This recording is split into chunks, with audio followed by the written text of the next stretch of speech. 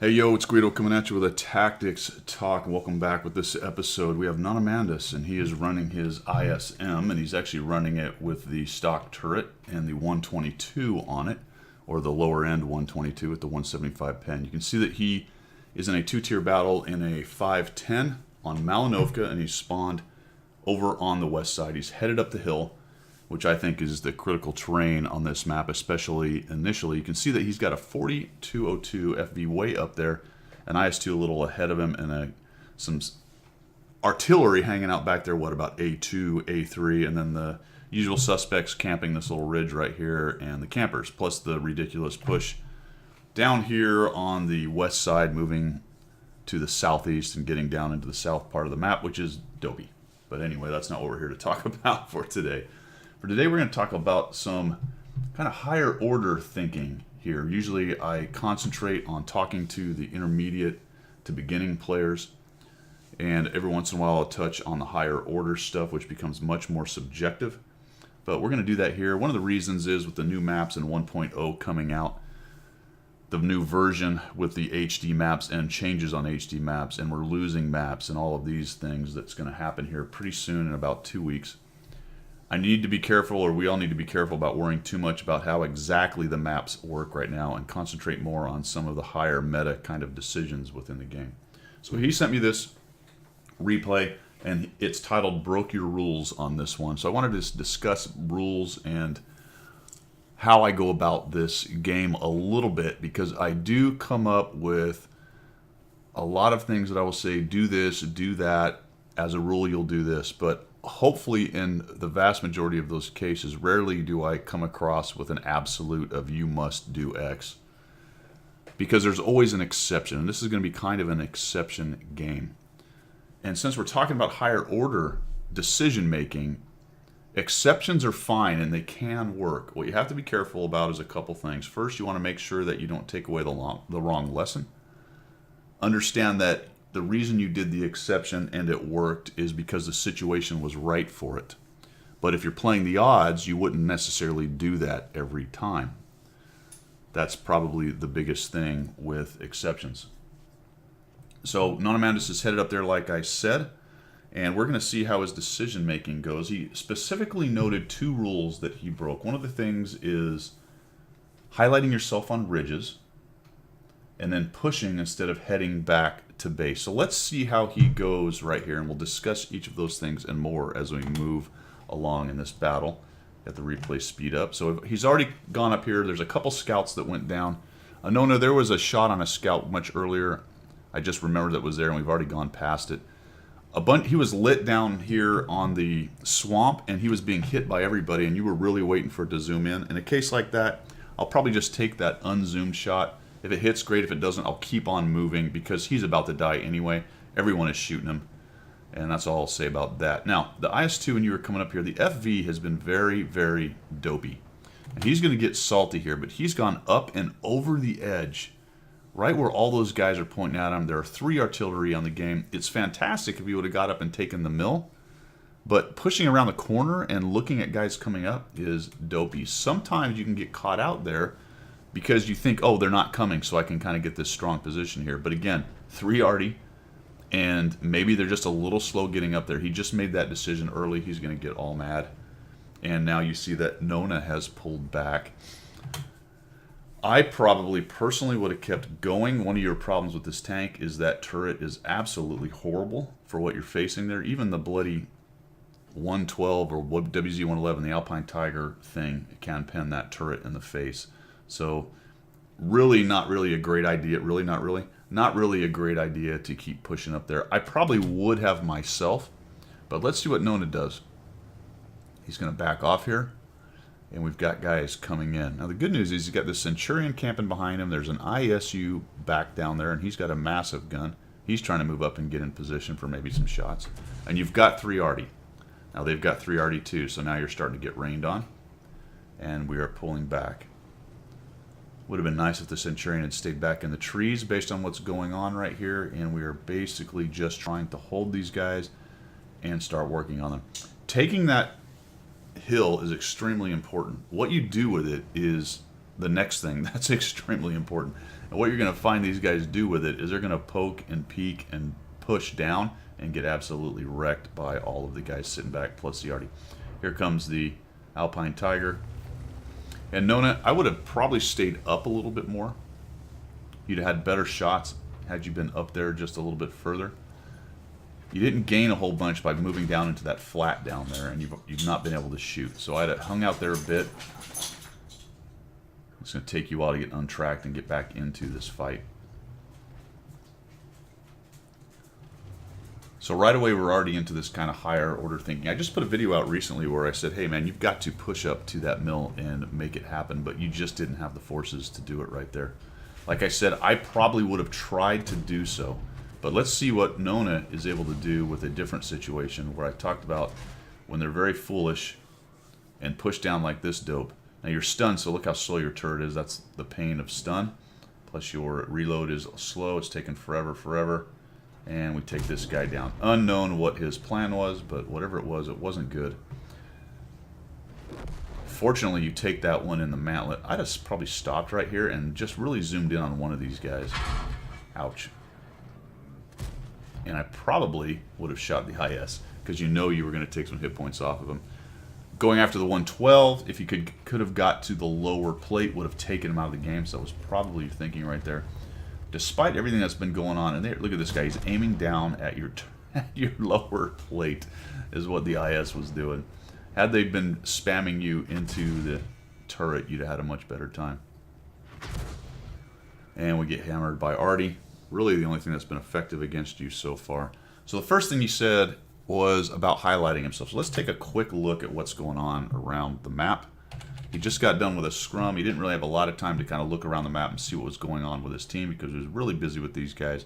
But between the three Arty, the Centurion, the now dead, whatever it was with you, IS-2, you handled this push up to the hill and what came over. Nothing else has been spotted. There was something over here, so it doesn't seem like anything else is up there. In fact, there's 1, 2, 3 tanks here, 4, 5, 6, 7, 8, counting the Arty, 9, 10, 11, 12, 13. So there's only 2 guys, a couple of TDs, I believe, that have not been spotted, and they're highly unlikely to have been or to have gone up onto the hill. Actually, it might be heavies. It looks like perhaps the TDs are spotted. And now we're going to move back. Let's go ahead and make the mini-map smaller. And we are backing up. I would have pushed up the hill because I think what you're thinking here could have been done by going straight up that hill and clearing off whatever might be up there. It's still a danger for them to have it, but this is the poking part that he talked about. I said, you know, I poked because I wanted to see where these guys were. You know you've got the 1357F over there, and you just got hit by a Tiger P from over that way. The 1357F is down in there. We're coming on up. Jump into this rock, and now we're taking a look. Get hit by the 1357F. Oh, there he is. So now we've got him lit. He puts another shot into you. Ends up tracking. You know, it looks like the good news is that the Arty is not looking at you there. So about that move right there, I say don't go up onto a ridge and highlight yourself. But there are situations where you may want to do that, and this is probably one. You wanted to go look and see if you can't light up some of those guys. The good news is they took the opportunity to shoot at you, and that helped you light them up. Otherwise, you'd have never seen that 1357, more than likely. Your 2 TDs went down onto that hill right there. The other thing about it is, if you're going to do something like that, that's in general a bad idea, do it smartly. And you've got this big rock helping to protect you from anybody who's camping out down here. Didn't help you against the P because you got a little open spot there, or from the 1357. But what you're doing is you're minimizing your exposure as much as possible while you look for these guys. What I mentioned earlier is going up this ridge and coming over and then using these bushes, I think is a more effective tactic than coming up on this particular ridge right here. And I think you might have even had an opportunity once you got up there. Let's look where it is. It's about right here. You could have moved it even a little more further and then looked down on the side of all these guys and potentially got some lights that way. But as it is, it's not a terrible decision. And it goes back to what I discussed earlier about higher order tactics on this game and having a reason for it. He has a reasonable idea of what he's trying to do. He's selected a decent tactic on how to get it done. He's attempting to minimize the exposure right there. And so it's going to end up working decently for him, although he did soak up some hit points. That's why I say going up this way and then getting behind bushes up here was probably the better idea. Still, he had a plan, he executed it, and there was a reason for it. And when we go back to the don't poke on ridges thing, really, if you want to make that a hard, fast rule, what that means is when you're going to initial positions, don't drive up this road right here, get highlighted by all of their snipers along here, lit up and killed in the first 1 minute of the game. I'd say 30 seconds, but it takes a while to trundle from the cap up onto that ridge right there. And that's really where the don't highlight yourself on a ridge comes from. If you have a reason for it, then not a bad idea at all. All right, so let's see what else happens here. Nona's going to come. He sees this guy. He's backing up. And I like that little move right there because it shows forward thinking. As that Tiger P was backing up, he knew that there was a possibility it was going to get covered up by that rock. So he just moved back slightly, taking a look at his reload so that he knew he would still have a shot when he reloaded right there. Now we're getting into the second part where he said he didn't go back. As of right now, I think this is a good decision. I'd have done this earlier, as I mentioned, but he's going to come up here and try to take this high ground. There's still a Centurion back there helping out with the artillery. There's an IKV-90B. That 1357F is certainly a problem, and if they can find him and kill him, that would be very good. And I don't know what their T-28's plan is. Apparently, it's to just drive out in the open and die. So I'd imagine everything in its dog is shooting at him right now as he's lit. So he's going to cross there, and we got Nona pushing up onto the top. Down goes the T-28. That was a good kill, and that really kind of secures the advantage for his team at this moment. But the question becomes, what is the enemy scout going to be able to do in here? And the Centurion comes up with you. Would have been nice if he'd have gone looking for that scout, trying to figure that out. But there are, again, the 3 already in the IKV sitting back there on that bush. So if the Centurion gets spotted, he's in big trouble. Now he's headed over to that bush like I talked about. At least I thought he was. No, he hasn't taken a look yet. Hopefully he pokes into the bush and figures out what's going on. Nona makes sure that there is nothing up on top. It was unlikely that there would be. And now they're 34-1. That was the guy that wasn't lit, I guess. And so he's actually showed up in a pretty bad place for them. He comes around, clears off the last defender for the artillery. And the Centurion has come up top. And now the Centurion makes a dopey move. And he comes bailing off the hill right here. And that's kind of the point where I believe Nonamanadus is saying, well, I should have gone back. Let's see how it plays out, because we're talking about higher order thinking. They're already in the backfield here. So he had trundled up the hill. And before he kind of figured out that the 34-1 was there, he was already coming off the back side of the hill. He didn't really have an opportunity to cross back. He'd had to turn around, go all the way back up and down and around, and then he may have never found the scout and the medium. At this point, based on what's going on, the artillery is more or less on its own. There's not a lot these two guys could have done. It would have been nice if the Centurion had sat back here and kind of trolled around trying to keep that from happening. Much faster, more vision. But once they both came off the top of the hill, there wasn't a whole lot they were going to be able to do right there. So in this case, the hard, fast rule I always say is always go back when you win your flank, right?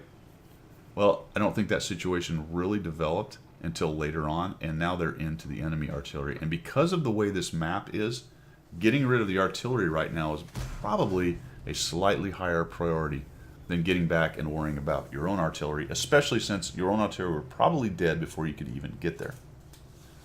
Now, had he made the decision before he even went up the hill to go back to his flank, that would have amounted to camping back there by the church or on the backside of his own hill and kind of waiting for the enemy to do something. And I don't really recommend that either. Now, they are in a bit of a problem. The Oni does get the 1357F, so the camper is actually useful to some extent right there. He's probably also soaking a bunch of artillery shots as well. So down he goes, down goes that artillery. The friendly Centurion got nuked. There's the other one. He blasts Nona. Nona comes in here, waits for him to reload with a little bit of zoom. Nice and close. That thing wasn't going to reload. In fact, he would have reloaded twice had he missed. And then the IKV comes charging in. I would have zoomed out a bit on this, Nona. This is really a... He ended up making that shot, but wow. I like the old pin move here, trying to pin this guy against the red line. That was pretty good. Somehow he squeezes through, though. Doggone it. coming around here. You just about clipped him enough to keep him, but he backs up. But before you can really get a shot, you reload and smack him in the face. So an interesting game. I think there was a lot of things in there that were kind of non-standard for how this map is won, but you're going to find every single game, you're going to find somewhere something non-standard happens, and you're going to have to react to it. And that's where we get to the higher order thinking. How do you react to it? How do you assess the battle and move on from that kind of non-standard situation? Can you stop it? Can you exploit it? Can you then leverage it into the next move that you make? And in this case, Nonamanadus does a pretty nice job moving from point to point. You'll notice that about halfway through the game, he didn't really have that much damage. I don't remember what his damage was coming up over top. I want to say it was about 900 or 1,000, and maybe 1,000 spotting or 800 spotting, something like that. But once he gets into the backfield, he's able to really clean these guys up. The good news for Nona is that the Oni, even though he was a useless camper, did some decent work back here cleaning up guys that got into the backfield there. And that could have gone much worse. The Oni is not very accurate. I don't know if he's running the derp or not. He may have actually been running the more accurate big gun, but even so, relatively inaccurate. And at that range, the shots he was making on the lights and the medium and stuff were definitely tough shots. We didn't see what was going on over there. Maybe one of the artillery shotgunned him and tracked the T-34-1, and that allowed the Oni to get the kill. But doesn't matter. What the point of all that is that they did a decent job back here. So overall, all my yammering, what am I really trying to say if I was to boil it down? The point is, I'm going to give you a lot of good rules to go by, but they can all be broken if there's a good enough reason and you're reacting to the situation at hand. So as far as highlighting on a ridge, if you're just driving to a point and you highlight on a ridge because that's how you want to get there, that's probably not a great idea. If you want to highlight on a ridge because you're looking for something, late game, or you're trying to get spots, or you're minimizing your exposure by using bushes and rocks and things like that, dude, go for it. That's a good idea. All right. Going back to cap, I will say, is almost always a good idea. Let me caveat that slightly by saying if you're brand new, I've said this before, and all you ever did was go back to cap, your win rate would increase. But once you get into the master's level, the higher order, you're going to have to make a decision that's going to be more subjective than that, and you're going to have to take into account what's going on in the game, your tank, the tank speed, the way you can get back, can you be exposed, is it better to push to kill out their artillery? A lot of decisions, those are just a few of them right there, come into play. So again, rules are great, but if you have a reason to break them, make sure it's a good one. All right, guys. Hope you learned something. Hope you like what you saw. If you did, make sure you subscribe to the channel, and we will see you.